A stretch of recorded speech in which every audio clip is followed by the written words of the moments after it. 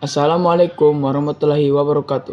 Perkenalkan, nama saya Muhammad Damian Pongelio dari kelas 10-6 SMA Negeri 3 Gorontalo. Di sini saya akan mempresentasikan apa itu perkembangan radio di Indonesia. Sebelum masuk ke materi, kita harus mengetahui apa itu radio.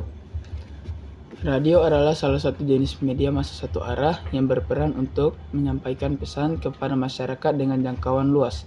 Radio telah menjalani proses perkembangan yang cukup lama sebelum menjadi media komunikasi massa seperti saat ini. Masuknya radio di Indonesia.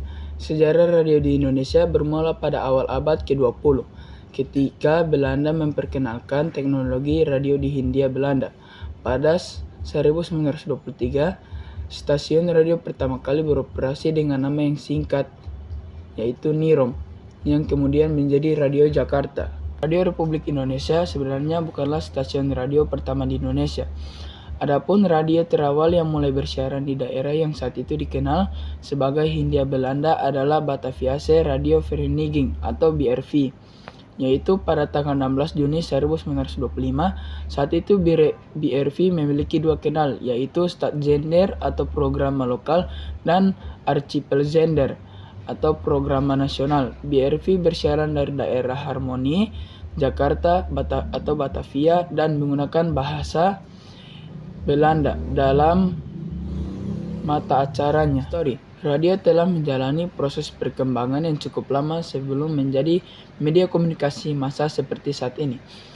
Berkat ketekunan 3 orang cendekiawan, diantaranya seorang ahli teori ilmu alam yang bernama James Maxwell berhasil menemukan rumus yang diduga dapat mewujudkan gelombang elektromagnetis, yaitu gelombang yang digunakan untuk gelombang radio dan televisi pada tahun 1865. Sejak saat itu juga, radio terus berkembang di beberapa negara seperti Inggris, Perancis, Uni Soviet, Jepang, dan RRC. Selain mengalami perkembangan, radio juga telah memasuki tahap penyempurnaan hingga dapat menjadi radio yang sering kita dengarkan saat ini. Radio dan teknologi. Berkembangnya zaman dan teknologi dapat kita lihat dari radio. Dahulunya, orang-orang sangat mengandalkan radio untuk mendengarkan berita atau hanya sekedar mendengarkan lagu. Namun, sekarang orang-orang lebih mengandalkan mencari berita lewat sosial media seperti X, Instagram, TikTok, dan Facebook. Sementara mendengarkan lagu, sekarang mereka sudah beralih ke aplikasi khusus pemutar lagu atau aplikasi siaran podcast di handphone mereka. Fakta tentang radio. Walau sudah terjadi banyak perkembangan pada teknologi terutama pada radio, namun apabila kita lebih teliti, masih banyak masyarakat yang menggunakan radio.